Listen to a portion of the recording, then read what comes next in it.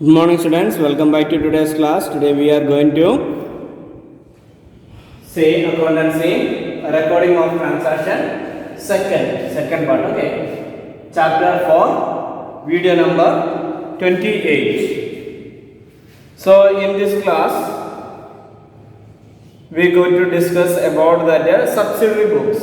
In previous classes, while we study, we noticed that not only one journal entry, that the journal entries we divided, or the journal books we divided as that many other journals, that is cash, purchase book, purchase journal book, purchase return journal books, sales journal book, sales return journal book, journal proper, also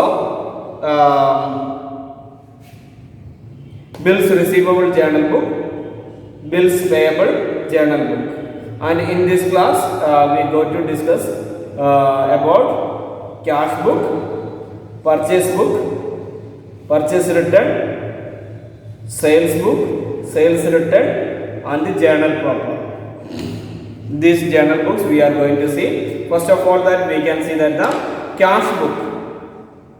Cash book is a book in which all the transactions related to cash we record. That means cash received and cash paid we write in the cash book. So all the cash transaction, that means cash received, cash paid, both we write in the cash book itself. Clear now? So this cash book, this cash book is considered as the journal. But one advantage is that if cash book we prepare, then no need of preparing that a separate ledger account for cash. That means where that cash book, that means cash book means as a journal entry. If we record that first time, that means when transaction is taken with the source document, if writing in the cash book means we no need of keeping separate the journal entries in the journal book and ledger. That cash book itself will work as that both journal for cash and ledger for cash also. We get that balance from them. That is why. So here cash books are divided into different ways. Here in your class we are going to see about that single column cash book and double column cash book. Very simple only. Single column cash book and double column cash book. Single column cash book. Here is one amount column each. You can see that over. It is almost like a ledger account only. Few changes are there. Name is that cash book. Okay.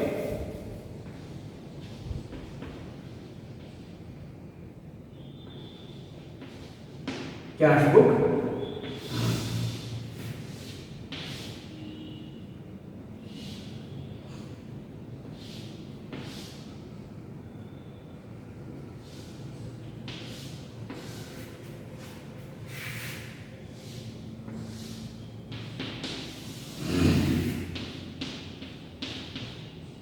This is a format. Here we write the date. Instead of particulars, that is the main difference. Here we write the receipts. Here LF, if we are writing in that ledger body. Actually, yeah, this LF is required for other accounts. You can see that. And here amount column. Actually, this will be worked out as the debit side, this will be as credit side. Next, here also date. Here we write that the payment. Instead of particulars, we write that the payments. LF amount in rupees. Okay. This is a format. See, from ledger book, one important change is that means here we normally use that particulars. Now this side is all the receipts we write, this side all the cash payments will be records. Clear now? Cash receipts, cash payments. And at the same time, double column cash book. Double column cash book, the advantages or the difference from single column, this is known as the single column cash book. In double column cash book, some changes will be taking place. You can see like this. Here, amount column, we got this is cash. Amount column, cash. Here, bank. This is also amount column.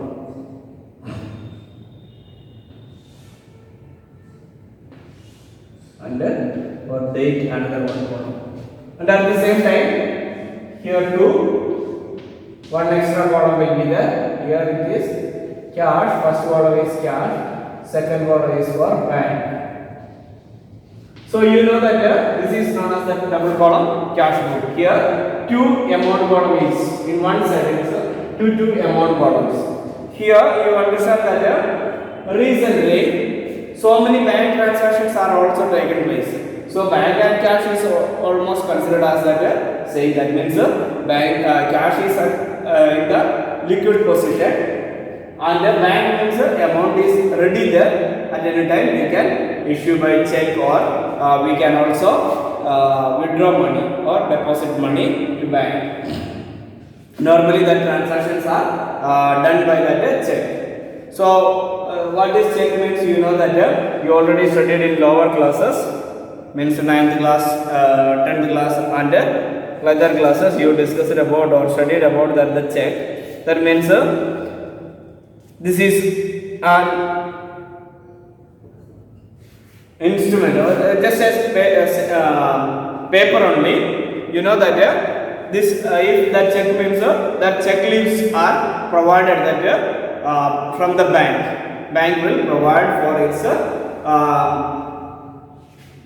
passbook holders or who are that taken that accounts, open accounts, they will get that. If they are demanding, they will get that the checkbook. And that checkbook feature is that it is an order to make that much amount to the said person, or to whoever is carrying that to that person, the amount must be transferred. Clear now? That is checkbook.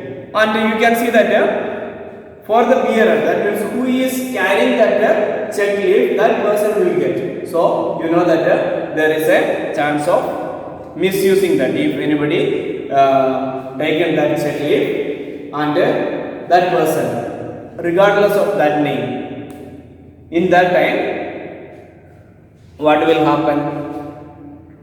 You know that if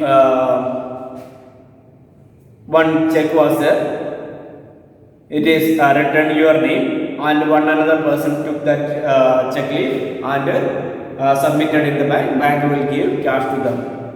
To avoid this, over that check, like the two line, if making the two line, then the to which bank that is check is submitting. Actually, we are submitting to our bank. Normally, we can submit this to any bank if there is no line. Okay, and then what will happen?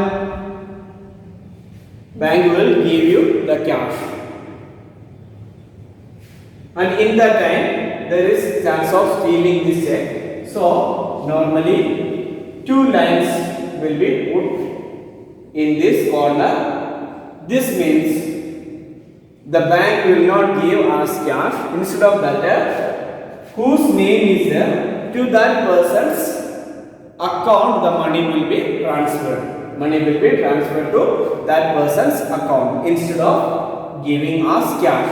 And this is known as the crossing of check crossing. Okay. or cross check. If two lines are there, that is cross check. This can be do in different way. We can write, we can put simply two line, or we can also make and company here. We write that and CO, or not negotiable, or account paying, State Bank of India.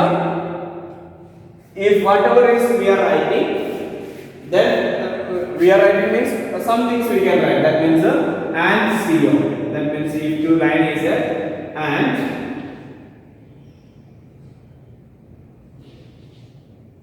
and CO we can write, or we can also write that account pay, or we can write that not negotiable, or we can write that particular bank name. In this way, we can transfer, cross this check. If once check is crossed, the single line itself is enough. In that time, cash will not be handed over to that person. Instead of that, whose name is mentioned, to that person's account, the money will be transferred. Clear now?